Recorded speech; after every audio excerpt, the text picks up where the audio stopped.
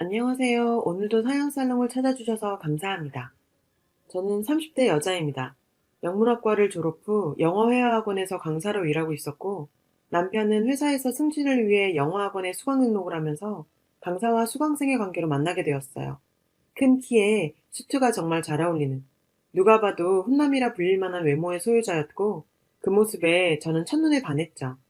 매일 그 사람에게 잘 보이고 싶었고, 첫사랑에 빠진 여고생처럼 이 옷 저 옷 입었다 벗었다 하며 설레는 출근길을 준비했어요. 하지만 학원 강사가 수강생한테 반했다고 고백할 수 있는 노릇도 아니었고, 강사로서 본분을 다하다 보니 한 달이라는 시간은 너무 빨리 지나갔어요. 그의 수강 기간도 끝나게 되어서 아쉬웠지만 어쩔 수 없었죠. 그리고 한 달쯤 뒤 그 사람에게 문자가 한 통 왔어요. 너무 반가웠습니다. 수연쌤, 저 승진했어요. 승진하면 제가 밥 사준다고 했잖아요. 언제 시간 괜찮아요? 정말 가슴이 콩쾅콩쾅 요동을 쳤고 머릿속에 온갖 생각이 다 들었어요.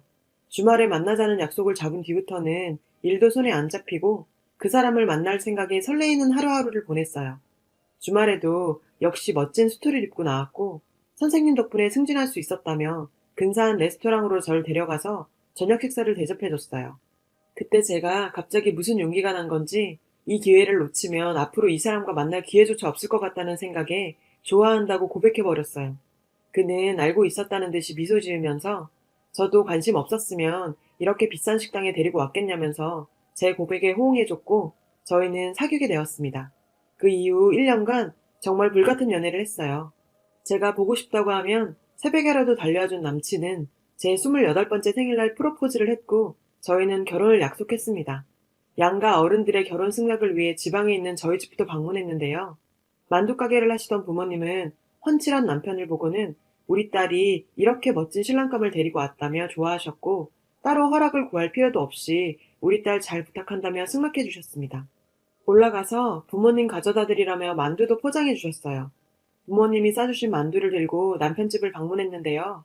어릴 때부터 사업을 하던 집이다 보니 어머니가 며느리에 대한 기대치가 높다며 조금 까다롭게 물어볼 수도 있다고 남편이 양해를 구했어요. 처음 뵙게 된 시부모님은 사업하시는 분들답게 소위 있으신 분들처럼 보이더라고요. 인사를 하고 저희 부모님께서 보냈다고 만두를 드렸어요. 어머님은 그 만두는 거들떠 보지도 않고 보자마자 신상 파악부터 하셨어요. 학교는 어디 나왔냐, 연봉은 얼마 받냐, 부모님은 뭐 하시는 분들이냐 등등 물으셨는데 사실 당황하긴 했지만 며느리 될 사람에게 돌려 말하지 않고 그냥 편하게 직접적으로 물어보는 거라고 생각하고 잘 대답했어요. 뭔가 어머님은 탁탁지 않으신 눈치였지만 아버님께서는 환영해 주시면서 시댁에서도 결혼 승낙을 받게 되었습니다. 하지만 행복해야 할 결혼 생활은 시어머니의 횡포로 초반부터 삐걱댔어요. 결혼 초부터 어머님은 가족에게는 안 가져도 될 이상한 우월의식을 가지고 저를 대하시더라고요. 사업하는 집안 사모님 대접을 받고 싶어 하셨고, 그러다 보니 자연스럽게 만두 가게를 하는 저희 친정을 무시했죠. 결혼 후 6개월 정도 지났을 때쯤이었어요. 어머님께서 친구분들을 집으로 초대하셨고, 저보고 잔치 음식을 준비하라며 집으로 부르셨어요.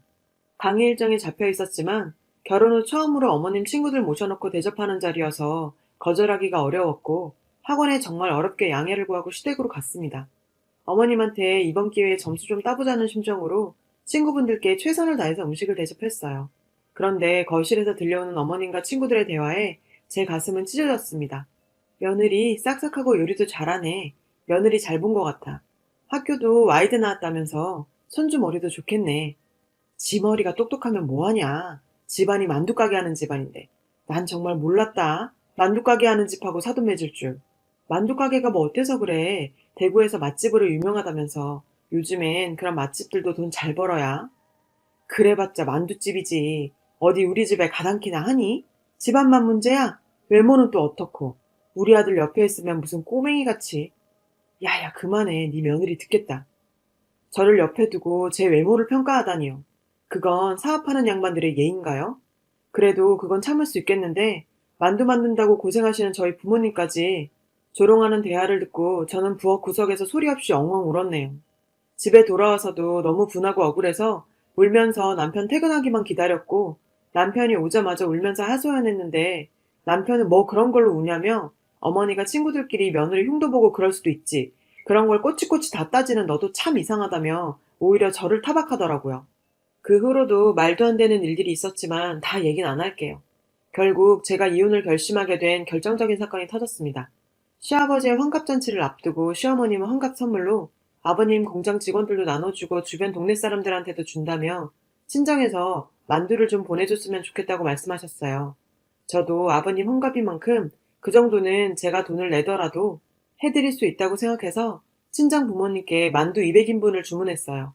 엄마 아빠는 제가 돈 드린다고 해도 한사코 거절하셨고 시댁에 보내는 만두인 만큼 가게도 닫아놓고 더 열심히 만드셨죠. 아버님 환갑잔치 날 저는 몇 달 전부터 잡혀있던 특강으로 잔치 준비에 처음부터는 참석하지 못했어요. 죄송한 마음에 강의가 끝나자마자 시댁으로 달려갔습니다. 제가 도착한 순간 머리가 새하얘졌어요. 거기서 엄마와 제 동생이 전을 굽고 있는 거예요. 정말 눈물이 핑 돌았죠. 엄마가 거기 왜 있어? 저를 본 엄마와 동생은 정말 난감한 표정이었어요.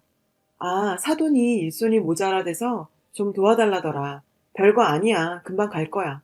저는 시어머니께 달려가서 도대체 이게 무슨 일이냐고, 왜 우리 엄마랑 동생이 여기서 일을 하고 있냐고 따져 물었어요. 그랬더니 시어머니는 사돈 환갑잔치에 좀 도와주는 게 뭐 어떠니? 요리 잘하셔서 좀 도와달라고 불렀는데 그게 네가 지금 시아버지 환갑잔치에서 이렇게 언성을 높일 일이니? 그 순간에도 끝까지 교양 있는 척하며 소리를 낮추라는 시어머니의 모습이 정말 저를 미치게 만들었죠. 결혼 후 제가 이렇게까지 화를 낸 적도 없었어요. 이런 제 모습을 보고 이번만큼은 남편이 제 편이 돼줄 거라고 기대했는데 다 제 착각이었나 봅니다.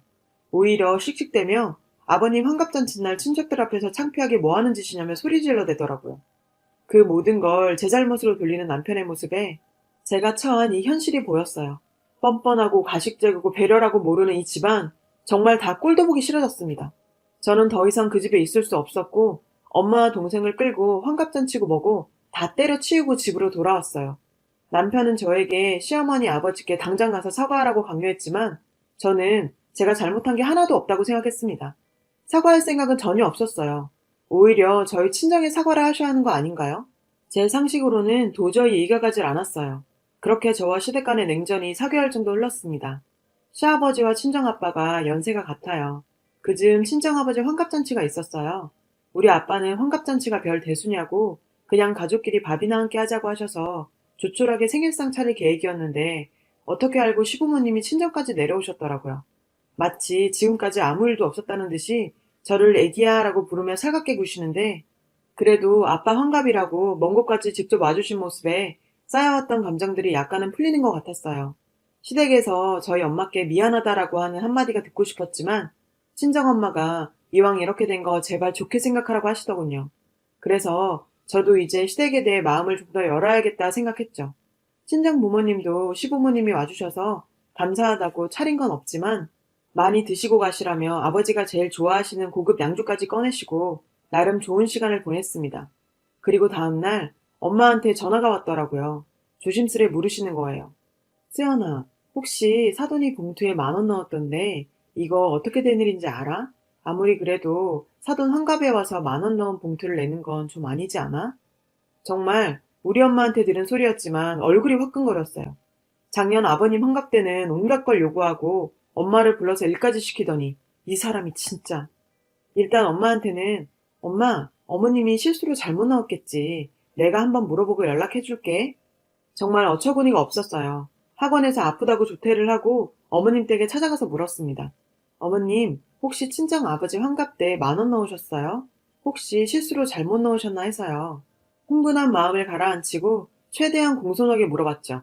그래, 10,000원 넣은 거 맞다. 왜? 사돈이 그거 가지고 뭐라고 해? 아니, 뭐라고 하시는 건 아닌데 혹시나 한번 물어보라고 하셔서요. 너희 친정까지 가는 차비하며 시간하며 가준 것만도 고마워야지. 돈 적게 냈다고 그걸 가지고 트집 졌니 너희 집은? 어이가 없구나. 정말 어이가 없는 건 저였는데 그걸 오히려 적반하장으로 나오는 어머님을 보니 저도 지금까지 열심히 부여잡고 있던 이성의 끈이 뚝 하고 끊어지더라고요. 어머님, 아무리 그래도 10,000원은 너무하지 않나요? 제가 아니면 친정에서 언제 와달라고 했어요? 이렇게 사람 취급할 거면 오지 않는 게 더 고맙죠. 작년 아버님 환갑 때 어머님 주변 사람들한테 돌린다며 만두 좀 해달라고 하셔서 그 수량 맞추신다고 가게 닫고 하루 종일 만두 찌셨어요. 다 따지면 그것만도 200만 원이 넘어요. 그것뿐이에요? 저희 엄마 요리 잘하신다고 불러서 일 시킨 건 기억 안 나세요? 그랬더니 고작 만두 좀 줬다고 유세 부리는 거니? 10,000원이 너무해. 너희 집안이랑 우리 집안이 어울리기나 하니?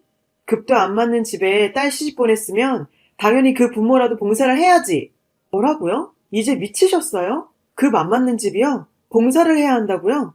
그때 시어머니가 흥분했는지 갑자기 제 뺨을 때리시더라고요. 너 같은 걸 애초에 며느리로 받는 게 아니었어. 너 같은 건 내 며느리 할 자격도 없으니 내 아들 집에서 당장 나가! 진짜 똑같이 한 대 때리고 싶었지만 노인네 때려봤자 뭐하나 생각이 들어 참았습니다.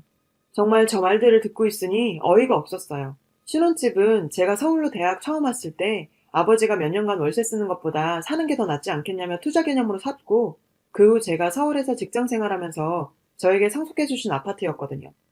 어머님, 당신 아들이 말 안 했어요? 이 집 제 집인데요. 이 집에 당신 아들 집은 하나도 없으니 나가라면 당신 아들이 나가야죠. 그쪽 아들 결혼할 때 돈 한 푼 없었어요. 그것도 몰랐어요? 여기 가구, 전자제품들도 우리 집에서 다 해준 거고, 집에 사업이 어렵다고 해서 우리 집서도 별말 안 하고 당신 아들 몸만 오게 했더니 지금 와서 이상한 소리를 하시네요. 시어머니는 당황스러운 모습이었지만 오히려 신경질적으로 나오더라고요. 뭐, 당신? 너 이제 막 나가자는 거지? 어디서 만두집 따위 하는 집안년 우리 집안에 들였더니 완전 집안 꼴을 우습게 만드네. 만두집 따위요? 그래서 아버님께서는 그렇게 잘나셔서 만두집 따위한테 돈이나 빌리고 다니세요? 알고 계세요? 아버님이 저희 아빠한테 1억 넘게 빌려가신 거. 그것도 모르죠? 도대체 아는 게 뭐예요? 사업 힘들어지면서 결혼기간 내내 시아버님은 저희 아버지에게 손을 벌리셨고, 저희 아버지는 사돈이 부탁하니 어쩔 수 없이 조금씩 빌려주다 보니 1억이 넘는 금액을 빌려주시게 되었어요. 그리고 자꾸 그깟 만두집 하시는데 저희 아버지가 전국에 가게만 7개예요. 그쪽이 그렇게 자랑하는 당신의 다 쓰러져가는 공장보다 돈도 훨씬 더 벌어요. 저 당신 아들하고 이혼할 테니 당장 집에서 짐 빼라고 전해주세요. 당신 아들도 당신하고 똑같은 인간이더라고요. 당신 아들 데리고 잘 사세요. 아, 그리고 아버님이 빌려가신 1억 당장 갚으세요. 2년간 쌓여온 울분을 모두 털어내고 집으로 돌아온 저는 아파트 현관 비번도 다 바꾸고 늘 시댁편만 드는 남편에게 이혼을 통보했습니다. 남편은 도대체 왜 이러는 거냐며 겨우 이런 걸로 이혼해서 되겠냐고 도대체 이해를 못하겠다고 하더라고요. 저렇게 지가 무슨 짓을 한 건지 이해도 못하는 놈한테 아무런 정도 느껴지지 않았습니다. 당신 엄마가 우리 아빠 환갑 때 오셔서 10,000원 낸 거 알아? 10,000원이라고. 아예 오지를 말던가. 시아버지 환갑 때 어떻게 했는지 기억 안 나? 만두 해오라 뭐 해오라는 것도 모자라 우리 엄마랑 동생 너희 집에서 일까지 시켰잖아. 근데 내가 네 엄마한테 화 좀 낸 게 잘못이니? 너도 똑같은 놈이야. 그냥 꺼져. 어차피 이 아파트도 내 거고 네 짐이랑 네 몸만 빼면 되니까 싸서 나가. 아니다. 당장 나가라. 넌 이 집에 다시 들어올 생각도 하지 마. 내가 짐 다 싸서 너희 집으로 보낼 테니 앞으로 연락하지 마. 저도 서울 생활에 너무 지치기도 했고 이혼 소송을 하면서 휴직을 내고 잠시 친정에 있기로 했는데 내려온 지 며칠 지나지 않아 시부모님이 저를 찾아왔습니다. 다짜고짜 시아버지께서 무릎을 꿇으시며 한 번만 용서해주면 안 되겠냐며 사과하셨고, 그걸 본 시어머님은 당신 미쳤냐고 뭐 이딴 년한테 무릎을 꿇냐며 아직도 여전한 모습이더라고요. 그 모습에 시아버지께서는 어머님께 소리를 치셨어요. 이 집안 말아먹으려니 아들 이혼남 만드는 것도 모자라 남편 빚쟁이 만들 생각이야? 내가 다 설명했잖아. 그렇게 머리가 안 돌아? 우리가 지금 당장 1억 2천이 어딨다고. 너도 당장 빌어. 어쩌겠어요. 돈이 없어서가 아니라 인성이 저 모양이니 꿇어야죠. 참, 저를 무시하던 시어머니가 제 앞에 무릎 꿇고 있다는 사실에 속이 시원하더라고요. 저희 부모님께는 제가 있었던 일을 다 말씀드리지도 않았고 친정도 장사하느라 제가 시집에서 어떤 취급당했는지 자세히 알지는 못했다고 하셨는데 서돈이 와서 무릎까지 꿇으니 일의 심각성을 알게 되신 거예요. 아버님과 남편은 저에게 계속 빌었고 시어머니는 여전히 뚱하더라고요. 사람이 단번에 바뀌겠어요. 여기서 물러서면 저만 또 바보 되는 게 불보듯 뻔한데요. 3-4시간을 그렇게 앉아서 빌다 돌아가셨어요. 친정에선 네가 원하는 대로 하라며 채권 권한을 저에게 이임해 주셨죠. 저는 그 시부모의 채권자가 되었습니다. 이혼은 절대 안 된다고 고집을 부려서 현재 이혼 소송에 들어가 있습니다. 평소 제가 친정에 와 있어도 관심조차 없더니 이혼 소송을 진행하는 내내 남편은 매일매일 전화하고 주말엔 여기까지 내려와서 자기가 잘못했다고 한 번만 봐줄 수 없겠냐며 같은 말만 되풀이하는 중입니다. 돈 때문에 저러는 거죠. 제가 왜 모르겠어요. 저를 이렇게 아낄 사람이었으면 그렇게 상처받게 내버려 두지도 않았겠죠. 진즉 저를 보호했어야죠. 절대로 용서할 생각 없습니다. 끝까지 돈 다 받아내고 그 사람들 바닥까지 가던 말던 상관없이 살렵니다. 누군가한테 응원도 받고 싶고 많은 생각이 들어 글을 쓰기 시작했는데 왠지 마음 정리가 되는 것 같네요. 읽어주신 모든 분들 행복한 삶 사시길 바랍니다. 여러분, 사연 댓글에 응원과 현명한 조언 부탁드려요. 좋아요와 구독은 저에게 큰 힘이 됩니다. 오늘도 좋은 일 가득하세요.